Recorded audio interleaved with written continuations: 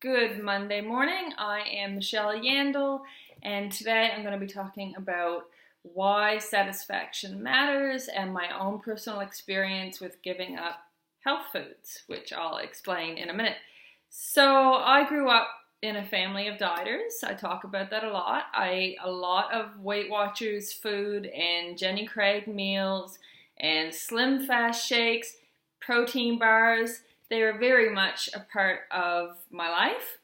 I actually began to really enjoy them. I mean, what a treat, right? You know, they're sweet and chocolatey or whatever. It's like having a milkshake. I definitely tricked my brain into believing that they were delicious.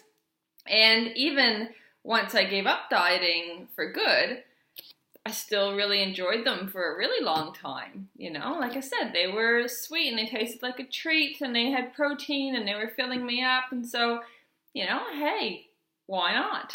Everywhere you look these days, there are so many diet products or health food products. You know, there's keto bars, paleo bars, protein bars, low carb bars, collagen bars, collagen gummies, keto crackers. All right, you get the idea. There's heaps of this stuff out right now. It's everywhere, and recipes are keto pancakes and paleo porridge or whatever it is. You get the idea.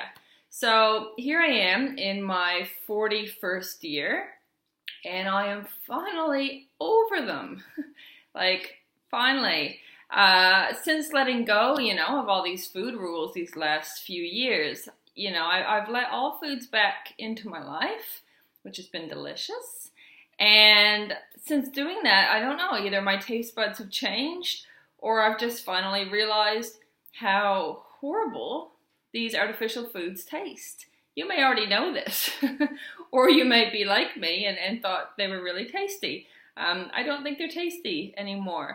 And you can't convince me, no matter how hard you try, that keto bread tastes as delicious as homemade sourdough. Sorry, good luck. If you can find me a keto bread that tastes genuinely as good as home-baked fresh bread, I will be pleasantly surprised, but I just don't believe it. Anyway, satisfaction and enjoying your food is such a huge part of eating healthy and having a healthy relationship with food.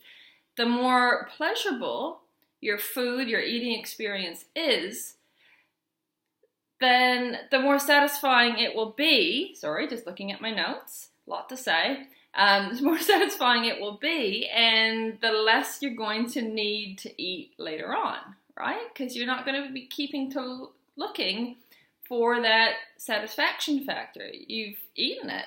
And especially if you know you can have more of that food, later on or another day, you're probably not going to end up eating as much. So if you end up just choosing the healthy version of something you really, really want, you'll often just end up eating the original version later on, but you'll end up binging or just really overeating and feeling uncomfortable. So if you really want a cookie, for example, and you have a Bliss ball, which is fine if that's what you want, but if you really want a cookie and you keep putting it off for Bliss balls, eventually you may have that cookie and you may go a little crazy and have the whole packet. Does that happen to anybody? Interestingly, and I don't want this to get too long, but interestingly, I went to the supermarket yesterday and I was comparing, it was Pam's brand chocolate chip cookies, and I compared that to some Bliss balls, standard packet of Bliss balls. So imagine that you're not having cookies because of the sugar content, and you're a bit weirded out about the sugar content.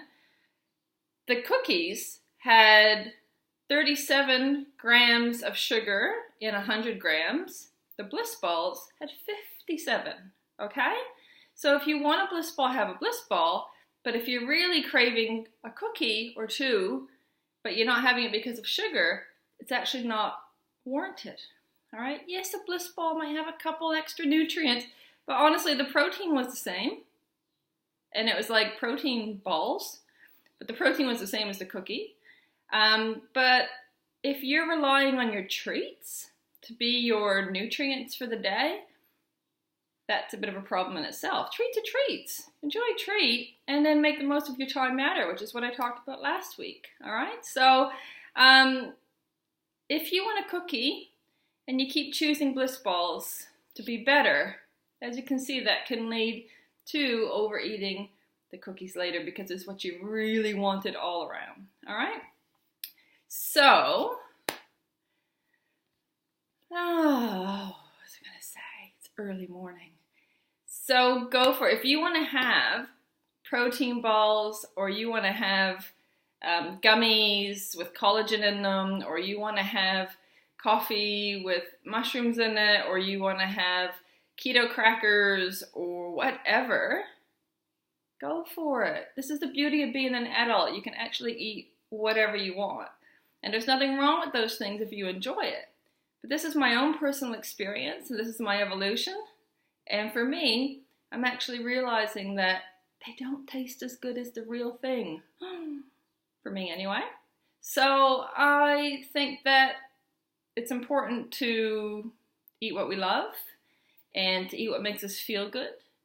And if you want a cookie or two, have a cookie or two. If you want to have a protein bar, have a protein bar. If you want to have a banana and a handful of nuts for a snack, go for it. Personally, I'm just over the diet buzzwords and the fake foods. They just don't do it for me anymore. If I want chocolate, only chocolate's gonna do. Not that sugar-free stuff, sorry. The point is, it's our most of the time that matters. And choosing foods just because they have a health halo doesn't always mean they're healthy. As Evelyn Tribole says in her book, Intuitive Eating, if you don't love it, don't eat it. If you love it, savor it. It's as simple as that.